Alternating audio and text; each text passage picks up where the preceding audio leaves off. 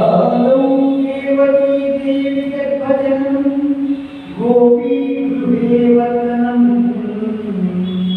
మాయా జీవితాపహరణం గోవర్ధనోద్ధారణం కంసచ్ఛేదనం కౌరవాన్యానం కుంతీసుతాపాలనం ఏతద్భాగవతం పురాణకథితం శ్రీకృష్ణలీలామృతం. ప్రథమం నుంచి చతుర్థ స్కందాల్లో కలియుగ మానవులు కలిగిపోయేందుకు వ్యాసమహర్షి విష్ణుదేవుని వారికి కథగా అందించాడు. అది ఆయన కుమారుడైన సుఖయోగిని బోధించగా వారు భారతవంతులు అంటే 7 రోజుల్లో పరీక్షిత్ మహారాజుకి మృత్యుభయాన్ని పోగొట్టడానికి ఈ భాగవత కథలని భగవద్భక్తులైన కథలన్నీ కూడా అందించారు. నారాయణ స్మరణం, నారాయణ కథాశ్రమం ఈ మార్గాలు అందిస్తే మన జన్మం ధన్యం ఉంటుంది. పాండురాజు కుమారుడైన అర్జునుడికి కుమారుడు అభిమన్యుడు మనందరికీ తెలుసు. ఆ అభిమన్యుడు ఉత్తరంలో జన్మించిన పరీక్షిత్ మహారాజు ఒకసారి వేటకు వెళ్ళి శమీకముని ఆశ్రమంలో తనకు దాహబాధ ఉండగా ధ్యానంలో ఉన్న ఆ శమీకముని పిలవగా ఆయన పలకలేదని గమనించలేదు పాపంతో ఆ ముని మెడలో ఒక పాముని చనిపోయిన పాము భయపడకు వేయడం అది చూసిన శమీకముని కుమారుడైన శివి తన తండ్రిని అవమానించిన ఆ పరీక్షిత్ మహారాజును క్షమించడం 7 రోజులు రక్షక సర్పం కాటు వేసి నీవు ప్రాణాలు విడిస్తావని శాపం అందించారు. దాని తర్వాత మనం 12వ స్కందంలో తీసుకుంటాము. శ్రీహరి దివ్యగాథలు నిర్మించసాగారు. స్వయంభూమను ప్రజాసృష్టి చేయడం, భూమిపై దివ్య కశ్యపులు అనే వారికి హిరణ్యాక్షుడు హిరణ్యకశిపుడు అనే రాక్షసుడు హరిని ద్వేషిస్తూ విష్ణువు రూపమైన వరాహనరసింహ రూపాల్లో వారి సంగ్రహించారు. అనసూయ ఆత్మహత్యలు దత్తావతారం, సతీదేవి కథ, శివుని ఆగ్రహం, దక్షయజ్ఞం ధ్వంసం అవడం, ధ్రువుడి చరిత్ర, అంగరాజు వేదరాజుల మృదు చక్రవర్తి యొక్క అశ్వమేధ యాగం, పురంజనోపాఖ్యానం ఇవన్నిటితో కలిపి 1 నుంచి 4 చతుర్థ స్కందాలు ముగిస్తుంది. ఇక పంచమ స్కందంలో వృషభనాముడు జడభరతుడు వారి యొక్క కథలు వివరించారు. భూగోళ వివరాలు, సప్త సముద్రాలు, నరకలోక వర్ణన అన్నీ కూడా పంచమ స్కందంలో ఉన్నాయి. షష్టమ స్కందంలో అజామిళుని కథ. దక్షుడికి 60 మంది కుమార్తెలు ఉన్నారు. ఆ కుమార్తెలు మనకు తెలిసిన పార్వతీదేవి తెలుసు, 10 మంది యముని భార్యలు, 27 మంది చంద్రపత్రుల నక్షత్రాలు, 13 మంది నరసింహుని భార్యలు కూడా మనకి తెలుసుకోవాలి. దేవాసుర యుద్ధం, చిత్రకేతుని కథ ఇవన్నీ కూడా షష్టమ స్కందంలో ఉంటాయి. సప్తమ స్కందంలో జీవిజీవుల కథ, హిరణ్యకశిపుని కథ, ప్రహ్లాదోపాఖ్యానం ఉంటాయి. త్రిపురాసుర సంహారం, ధర్మ విశేషాలు, ఆశ్రమాల వివరణ కూడా సప్తమ స్కందంలో తెలుసుకున్నాం. అష్టమ స్కందంలో గజేంద్ర మోక్షం, ఇది చాలా ముఖ్యమైన కథ. కరిమకలు, ఆ ఏడుగు మొసలి యొక్క సంగ్రామం, సముద్ర మదనం, అమృత కలశోద్భవం, విషాన్ని శివుడు అండాలు ధరించడం, జగన్మోహని ఆవిర్భావం, శివకేశ్వర కథ, వామకంకాల కథ అంతా కూడా మనకి అష్టమ స్కందంలోనే వస్తుంది. అతిథి శుక్రాచార్య కథ కూడా తెలుసుకున్నాం. ఇక నవమ స్కందంలో శయ్యాది మహారాజు కథ, అంబరీషి చరిత్ర, విశ్వాకుల చరిత్ర అంటే సూర్యవంశీ లేదా రాముడి యొక్క అవతారం, పరశురాముడి కథ, చంద్రవంశీ లేదా యయాతిగా చరిత్ర, శకుంతలా దుష్యంతుల చరిత్ర, అశకుడి యొక్క జననం, రంగదేవుడి యొక్క చరిత్ర మనం తెలుసుకుంటాం. ఇక దశమ స్కందంలో 2 భాగాలు ఉంటాయి, పూర్వభాగము, ఉత్తర భాగం. మనకి ముందు వారంలో శ్రీ గాడి చంద్రశేఖరరావు గారు మనకి దశమ స్కందాన్ని చక్కగా నిర్మించారు. కృష్ణ జననాన్ని, గోకులంలో కోపల సంహారాన్ని, తృణావర్తన లీలాకృష్ణుల కథలు, దీర్ఘాసుర వధ, కాళీమర్దనం, గోవర్ధనోద్ధారణం, గోపికా వస్త్రాపరణం, కంసుడి యొక్క వధ, భ్రమర గీతలు, జరాసంధుల వృత్తాంతం, ముచికుంటుని కథ, రుక్మిణీ కళ్యాణంతో ఈ పూర్వభాగం వస్తుంది. దశమ స్కందంలో ఉత్తర భాగంలో ప్రద్యుమ్న వృత్తాంతం, శ్రీకృష్ణ సత్యభామల వివాహం మనందరికీ తెలుసు. వినాయక చవితి చమత్కరమైన కథ, నరకాసుర సంహారం, ఉషాపర్ణీయం, బలరాముని కథ, లీలా దేవదాసం, కృష్ణ కృష్ణుడి యొక్క ఉజ్జీవుని యొక్క సాగవద జరాసంధ శిశుపావద బలరాముడి తీర్థయాత్ర, ముఖ్యంగా కుచేయోపాఖ్యానం కృష్ణుడి యొక్క మిత్రుడైన ఆ కుచేయుడి యొక్క కథ కూడా మనకు తెలిసింది.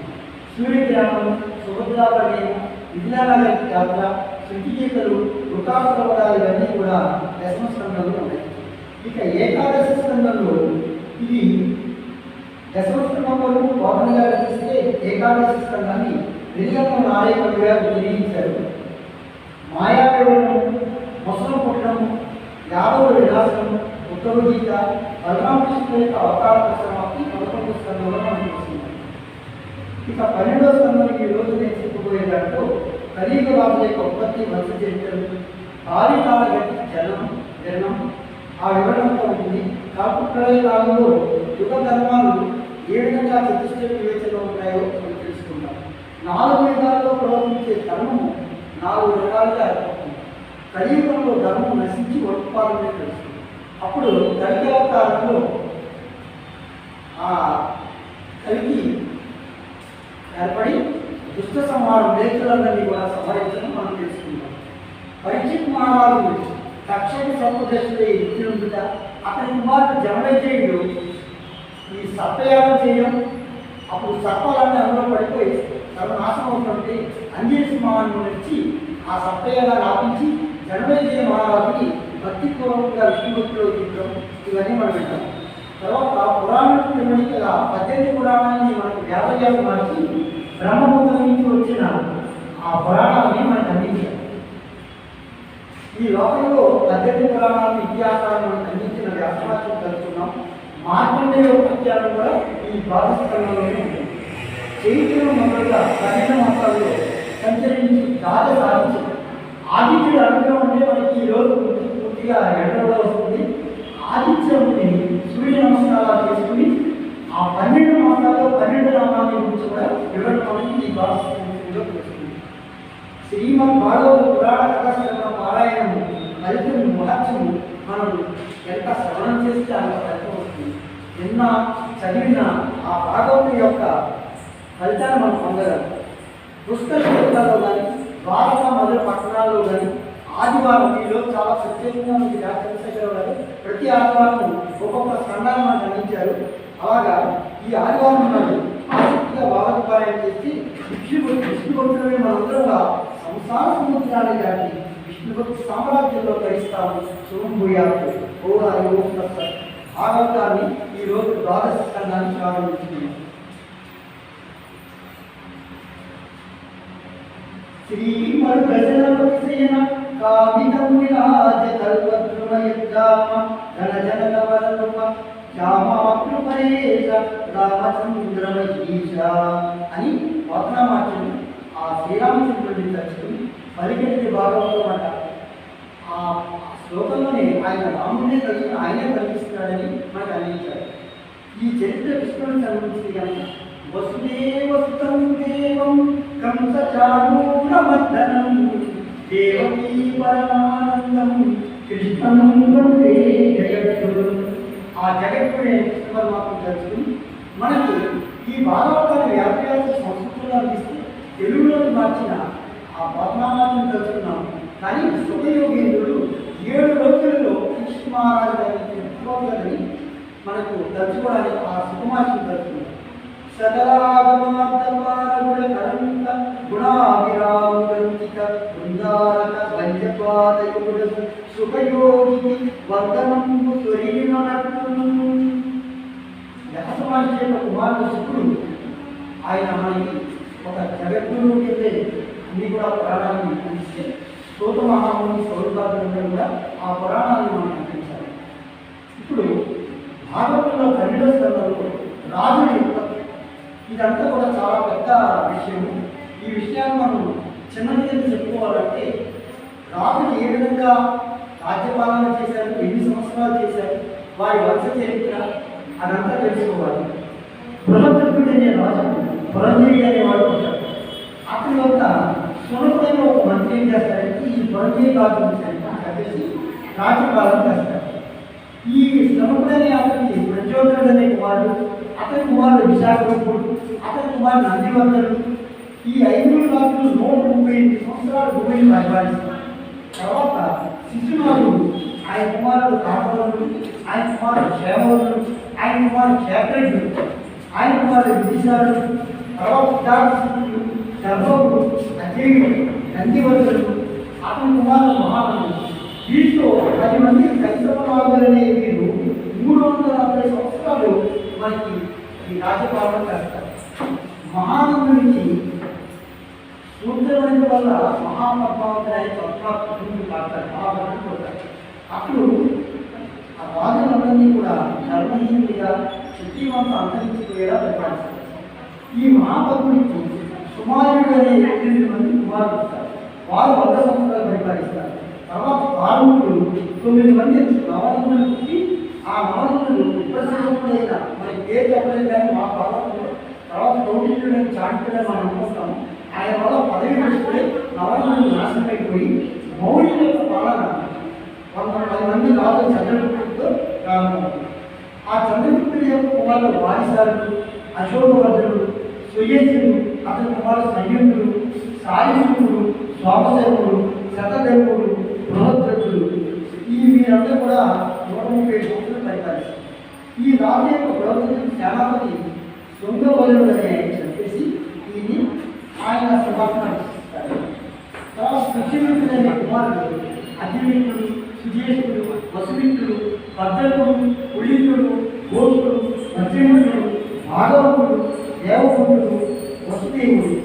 వీళ్ళకి భూమిష్ఠుడు అనే ఒక కుమారుడు నారాయణుడు. ఇలా క్రమవంశీయులు 340 సంవత్సరాలు రాజ్యపాలన చేస్తారు.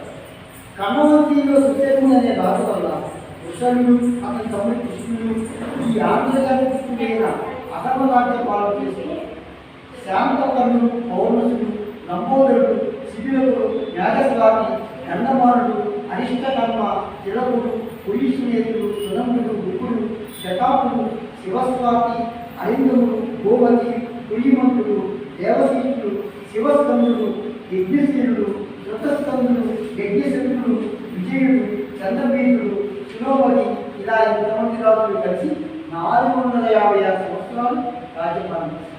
మొదటి నుంచి నేను చెప్తానేవాను 360, 100 సంవత్సరాలు, 110 సంవత్సరాలు, 450 ఇలా ఎన్నో సంవత్సరాలు పాలించిన తర్వాతే కలియుగం అంతం అవ్వడానికి మనకి మార్గం ఏర్పడుతుంది. భవిష్యత్తుని గురించి చెప్తున్నారు. నావీయ వంశజులు 7 మంది, గర్భర వంశజులు 10 మంది, కంఠ వంశజులు 16 మంది, యవనులు 8 మంది, భర్తలు 14 మంది, గురువులు 13 మంది, భూములు 11 మంది ఇలా 300 సంవత్సరాలు పరిపాలన చేసి 1909 సంవత్సరాల పాలన తర్వాత కైలికులు అనే యవనులు రాజులు అవుతారు.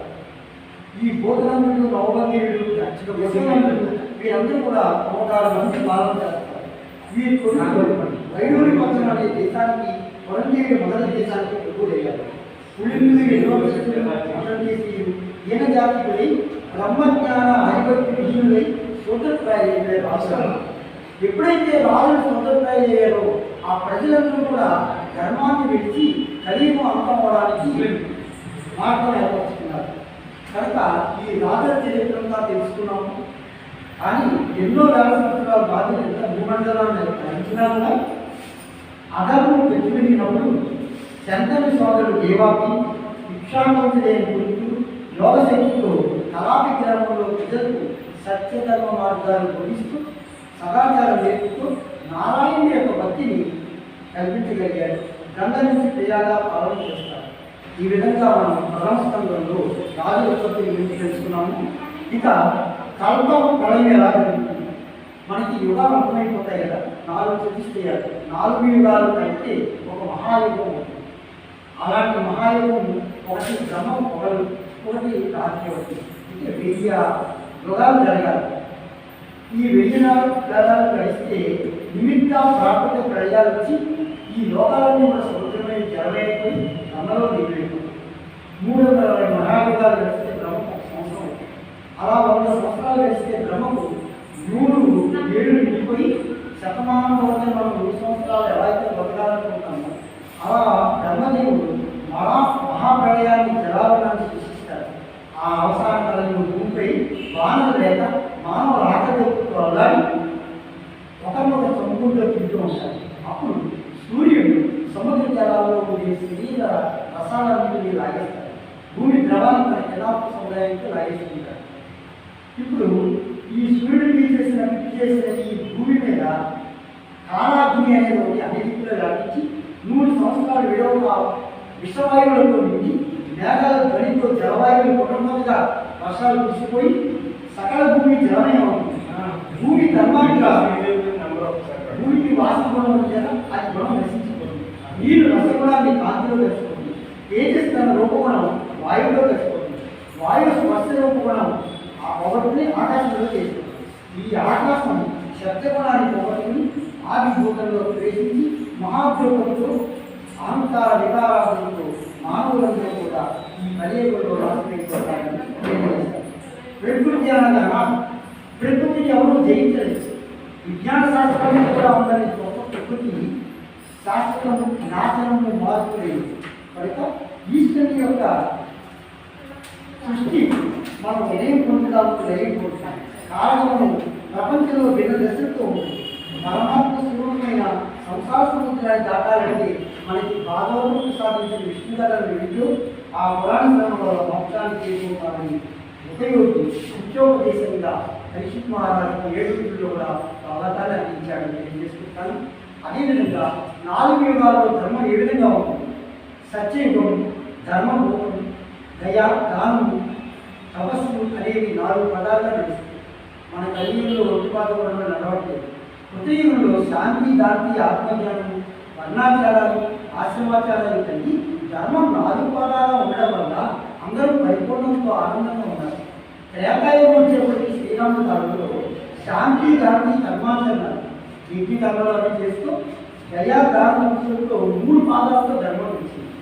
ఇక ద్వాపరయుగం కృష్ణ పరమాత్మని భక్తితో సేవించిన గోపికాదులు కూడా దయా తపస్సులతో, కామణ బుద్ధులతో, జపాంశికామంతో అహింసా అవతారాన్ని లక్ష్యంగా తీసుకుని వారు కృష్ణ పరమాత్మను చేరారు. ఇక కలియుగంలో వారి పాపాల కావాలంటే జనులు జన్మధుని అన్యాయం ఆచరిస్తూ క్రోధము, మాత్సర్యము, మోహము, లోపమట్టి త్రిగుణాలన్నీ కూడా ప్రబలిపోతాయి. ఆశ్రమం వర్ణాచారాల నుంచి దురాచారాలకు దుష్ట కర్మలతో వారు రాజులు కానీ వారి సేవకులు కానీ ప్రజలను బాధించి ప్రజలు కూడా పరిమాణులై దయా సత్య శోచ గుణాలు లేని పాపాచారాలు తల్లి, తండ్రి, కొడుకు, సోదరుడు, జ్ఞాతి, స్నేహితుడనే అనురాగ బంధాలన్నీ కూడా విడిచిపోయి ఈ కలియుగంలో కరువు కాటకాలు ముఖ్యమైనటువంటి మహాప్రభావాలు ఉపద్రవాలు ఉంటాయని మనకి తెలుసుకున్నాం. కావున శ్రీహరి స్మరణతో నృసింహ వాసుదేవ సంరక్షణ అని మనం ఆ భాగవతమైన పరంధామని విధిస్తే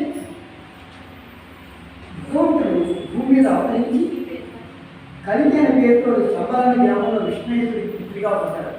ఆ కలిగి ఒక దేవదత్తమనే గుణాన్ని ఇచ్చి కట్టించేటబట్టి ఆ దళిత అవతారంలో ఆ మహానుభావుడు చేసేందుకు నేర్చులు దుష్టులందరినీ కూడా సంహరిస్తారు. ఎప్పుడైతే దుష్టజన సైన్యంగా ప్రపంచాన్ని మారుతారో అప్పుడు భక్తిపరాయణందరూ కూడా దళితావతారం వల్ల ధన్యుడై సర్వత్ర ఉద్రేక ధర్మాన్ని మరణం చేసుకుంటూ చంద్రసూర్యుడు, శుక్రబృహస్పతులు ఏకరాశిలో ప్రవేశించి నారాయణుని స్మరిస్తూ మనందరం వైకుంఠాన్ని చేరుకోవడానికి ముక్తి మార్గమైన భాగవతాన్ని మనం ఒక అంశంగా తెలుసుకుంటున్నాము. ఇప్పుడు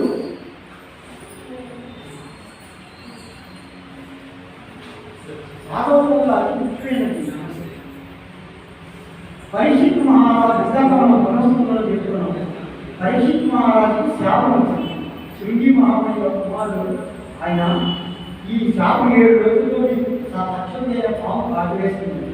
అందువల్ల ఆ తక్షకుడైన సర్వశ్రేష్ఠుడు దృష్టిదైన అతన్ని మృతిపొందడం, 87 సత్యాగం చేయడం ఈ 12వ స్కంధం ద్వాదశకంలో తెలుసుకుంది. మహారాజా, ఈ శరీరం ముసలితనంతో మృతికి ఆశ్రయం.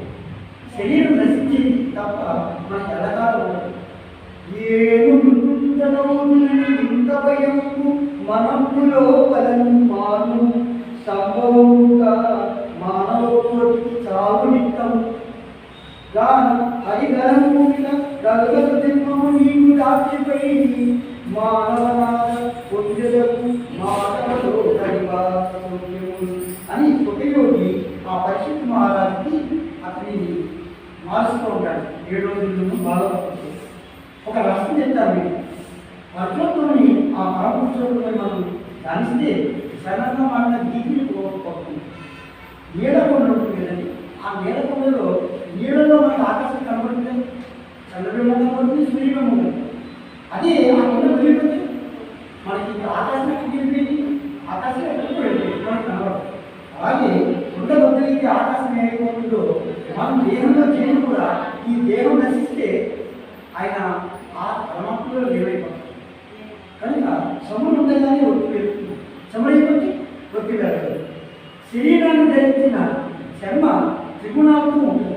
సప్తరజస్తమ గుణాలను మనకి గుణాలు ఆ ప్రవృత్తిని కలిగి ఉంటుంది కనుక మనకి సర్వబంధాలు వాంఛలు ఇవన్నీ ఉంటాయి. వీటిని విస్మరించి ఆత్మాకాశంలో నిశ్చలంగా ఉండి మనకి ఆత్మస్థుడైన హరినామస్మరణ చేసుకుంటే, ధ్యానం చేస్తే, భాగవత కథల్ని మనం ఇంట్లో పారాయణ చేసుకుంటే ధనధాన్య కులక్షేత్ర పుత్ర కలస్త్ర వ్యామోహాల నుంచి భగవద్గీతను చూస్తూ శోకరైతులని మనందరం కూడా ఆ సంసార సముద్రంలో నుంచి ఆ భాగవత నామతో మనం పరంధామని చేసుకుంటామని సుకుమారి చెప్పి వెళ్ళిపోతారు.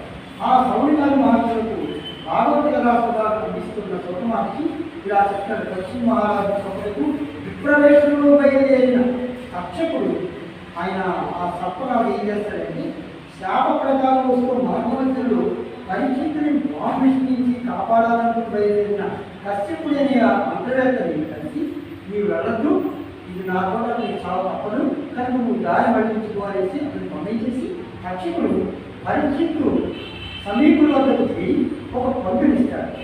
ఆ పండుని ఎలాగైనా సరే తక్షక మహారాజు చేయాలని చేస్తాడు. అప్పుడు ఆ తక్షక మహారాజు ఏం చేస్తాడంటే ఆ పండుని తీసుకుని దాన్ని రుచి చూస్తాడు. ఆ పండులో చిన్న తిరిగి పురుగు వస్తుంది, అది ఒక పెద్ద సర్పం కింద ఏర్పడి ఆ తక్షకుడు మహాసర్పమై ఈ పరీక్షిత్ మహారాజుని చంపేస్తాడు.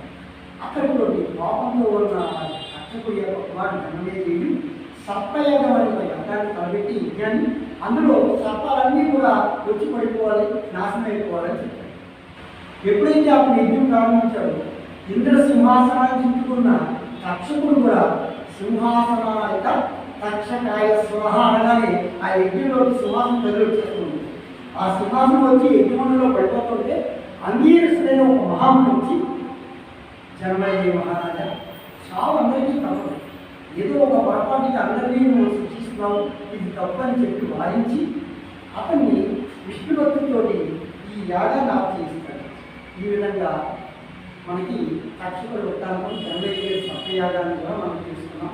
తర్వాత మనకి 18 పురాణాన్ని అందించిన ఆ వేదవ్యాస పరాశరాత్మకమైనటువంటి సుగతాపోయినటువంటి శుకుడి యొక్క తండ్రి పరాశరి కుమారుడైన వేదవ్యాసుని తెలుసుకుంటూ కృష్ణ పరమాత్మ యొక్క రూపం కనుక ఆయన తెలుసుకుంటూ ఆయన చేసిన ఒక ముఖ్యమైన పని ఏంటంటే బ్రహ్మ హృదయంలో పుట్టిన నాదం ధ్వని ఓంకారం, అకార ఉకార మకారాలు నాభి నుంచి హృదయం నుంచి కంఠం దగ్గర నుంచి కర్మల మధ్య వరకు యోగులు చేసే ఆ ఓంకార నాదాన్ని మనం ధ్యానించడం వల్ల వేదాలు ధర్మం యొక్క 4 తలల నుంచి 4 వేదాలు ఒకే కుప్పగా పడిన రాసుని 4 భాగాలుగా వేదవ్యాసుడు విభజించాడు కనుక వ్యాసుడు విభజించాడు కనుక ఆయన వ్యాసుడు ఆయన దగ్గర కృష్ణ ద్వైపాయనుడు ఆయన విభజించిన పురాణాల నుంచి 18 పురాణాలు. ఎన్ని పురాణాలు రాసినా ఆయన భాగవతం రాయకపోతే ఆనందం పడలేదు. ఆ కృష్ణుని యొక్క దేవుని మనందరికీ భాగవత పురుషోత్తములైన భగవద్భక్తులందరికీ మనం అందించి వారి ద్వారా మనకి భాగవతాన్ని అందరికీ కథాశ్రవణం చేసుకోవడానికి ఉంటుంది. కనుక ఈ 18 పురాణాలని మనం తెలుసుకోవడానికి ఒక చిన్న శ్లోకం ఉంది. అది మీ ప్రజలందరికీ కూడా తెలుసు. మద్వయం మద్వయం చేయవ త్రాత్రయం ప్రతిష్ఠయం అనామలింగ పుస్తకాన్ని పురాణాన్ని అంటే ఇందులో మా భయం మాతో 2 పురాణాలు ఉన్నాయి. ఏంటి ఏ పురాణాలు ఉన్నాయి? మత్స్య పురాణం ఉంది, మనకి మొదటి మత్స్యావతారం కూడా మార్కండేయ పురాణం. ఈ 2 మాతో వచ్చాయి. అకారంతో 2 పురాణాలు వచ్చాయి. భాగవత పురాణం మనం చెప్తున్న భాగవతం, భవిష్యత్ పురాణం కూడా ఉంది. బ్రాహ్మణి 3 పురాణాలు, బ్రహ్మ పురాణం, బ్రహ్మ వైవర్తన పురాణం, బ్రహ్మాండ పురాణం. వాకారంతో వాయు పురాణం, వరాహ పురాణం, అమర పురాణం, విష్ణు పురాణం. ఇవన్నీ కూడా మనకి భాగవతంలో కళ్ళల్లో వచ్చినవి. అకారంతో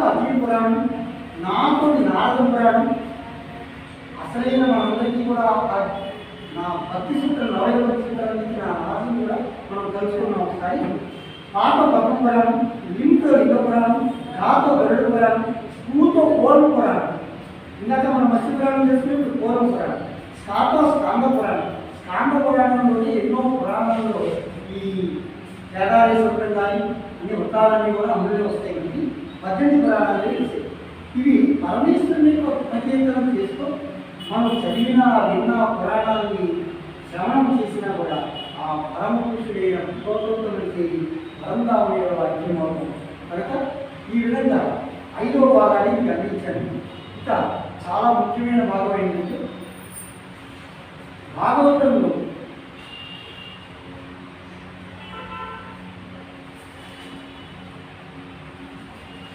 ఒక కథ ఉంది. మార్కండేయుడు, మీ అందరికీ తెలుసు. మార్కండేయుడు అనే ఆయన శివభక్తులను మనం అనుకుంటాం, కానీ ఆయన చాలా విష్ణుభక్తుడు. సాక్షాత్తు ప్రళయకాలంలో వటవర్తి స్థాయి అయిన విష్ణుని దర్శించుకుని తన జన్మని పుణ్యం చేసుకున్నారు. అంత చీకటి అల్లకొల్లమైన జనమయంలో కూడా ఆ విష్ణుని తెలుసుకుని విష్ణు భక్తుడిగా ఆయన తన శరీరం ఎప్పుడు ముసల్తనం లేకుండా యవ్వనంగా ఉండిపోవడానికి కోరుకుంటారు. అదేవిధంగా శివభక్తితో 100 సంవత్సరాలు శివలింగా ఆలింగనం చేసుకుని తనకు వచ్చిన మృతిపోయాన్ని యమపాశాన్ని కూడా దూరం చేసుకున్న మార్కండేయుడు మృగండ మాట. ఆ మార్కండేయుని కూడా మనం తెలుసుకుంటే చాలా మనందరికీ కూడా ఆయురారోగ్యాలు ఆయుష్ కూడా పెరుగుతుంది. ఎందుకంటే మీకు చాలా కోరికలు వాడు చెప్తూ ఉంటారు. మన జన్మదినంలో రోజున మనం కేకులు కట్ చేయడాలు దీపాలు ఆపడాలు చేయకూడదు. మన సనాతన హిందూ సంప్రదాయంలో ఒక దీపాన్ని వెలిగించాలి. మనము జన్మదినం చేసుకోవడం ఏంటంటే ఉదయం లేచిన తర్వాత గౌరవాంశనం చేసి ఆ రోజు తలస్నానం చేసి నూతన వస్త్రాలు ధరించి మాతృపితృ గురువందనాలు చేసుకుని దేవాలయానికి వెళ్ళి తర్వాత ఒక ఆవు పాలలో నల్ల నువ్వులను ఒక 3-4 వేసుకుని ఒక చిన్న బెల్లము పద్దలు వేసుకుని దాన్ని 3 సార్లు తాగితే మనకి అపమృత్యు రాసిన వాళ్ళు జరుగుతుంది. ఆ విధంగా చేయడం వల్ల మనం సప్త చిరంజీవులు ఉన్నారు 7 మనకు చెప్పుకుంటున్న మార్కండేయుడు ఈ మృగన్వాసి కుమారుడు 7 ఆయన అయ్యారు. కానీ 7 చిరంజీవులు తెలుసుకోవాలి. ఆ జన్మదినం రోజు 7 చిరంజీవులు ఎలా తెలుసుకోవాలంటే అష్టభుజామ బలివ్యాధ విభీషణ పరశురామ కృపాచార్య హనుమ ఈ 7 కూడా ఇప్పటికీ కూడా జీవించున్నారు చిరంజీవులు. ఇదంతా మన కల్పి సినిమాలో చూపిస్తారు. అశ్వత్థామ ఇంకా బతుకున్నాడని ఆయన ఏదో యుద్ధం చేశారని చూస్తారు. అష్టమనామం మనం ఈ మార్కండేయుడు ఆయన కూడా తెలుసుకున్నాం, ఆయన చరిత్రను తెలుసుకున్నాం. ఇప్పుడు ఈ భాగవతంలో చర్చించే అంశం ఏంటంటే ఈరోజు మనకు ఆదిత్యుడి యొక్క సూర్యుడి యొక్క పుట్టిన ఉండగానే కాస్త వర్షం ఆగింది. నాకు ఆనందాన్ని కలిగి మీరందరూ వచ్చారు. చైత్రాది 12 మాసాల్లో 8 మాసాలు చైత్రం వైశాఖం జనవరి ఫిబ్రవరి కాదు మనం నేర్చుకోవాల్సిన పిల్లలు ముఖ్యంగా కానీ ఈ 12 మాసాల్లో 12 పేరుతో ఆదిత్యుడు అంటే సూర్యుడు 12 పేరుతో మనకి లోకాన్ని పాలిస్తుంటారు. ప్రపంచానికి నేత ఎవరంటే సూర్యభగవాన్.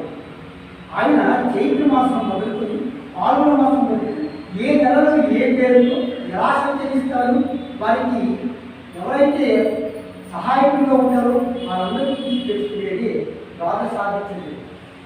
ఇది కూడా భాగవతంలో ఈ 12వ స్కంధంలో చర్చించవలసిందిగా మనకి ఉంటుంది.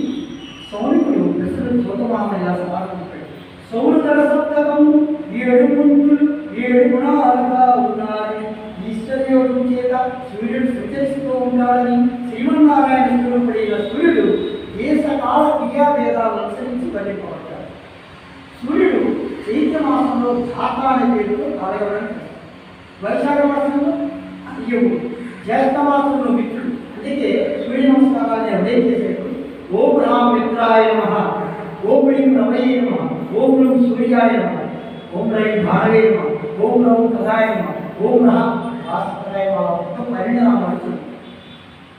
ఈ ఇప్పుడు జ్యేష్ఠ మాసంలో మిత్రుడు అనే పేరుతోటి, ఆషాఢ మాసంలో వరుణుడు, శ్రావణ మాసంలో ఇంద్రుడు. ఎంతవరకు మనం సూర్యుడి ఇద్దరు పేరుతోటి కానిస్తున్నాం.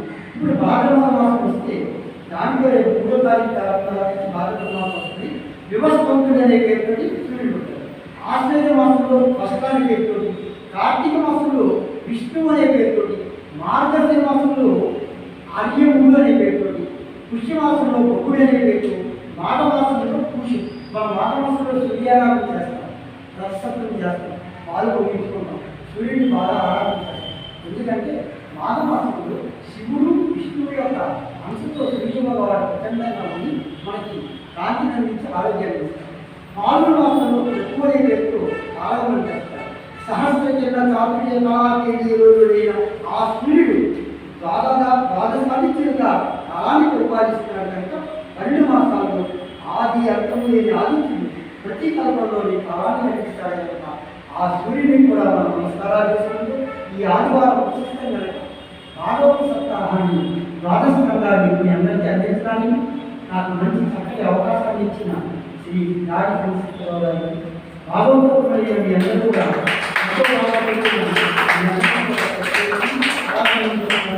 నేను మొట్టమొదటిగా ఈ ప్రయత్నాన్ని నేను ప్రారంభించాను. నా వెనక ఆ భగవంతుడు పరమాత్మ ఉంది. మీ అందరికీ నేను చెప్పిన దానిలో ప్రోత్సాహాన్ని అందించి మంచి విషయాలను దాన్ని స్వీకరించి నన్ను ఆశీర్వదించమని కోరుతూ సభా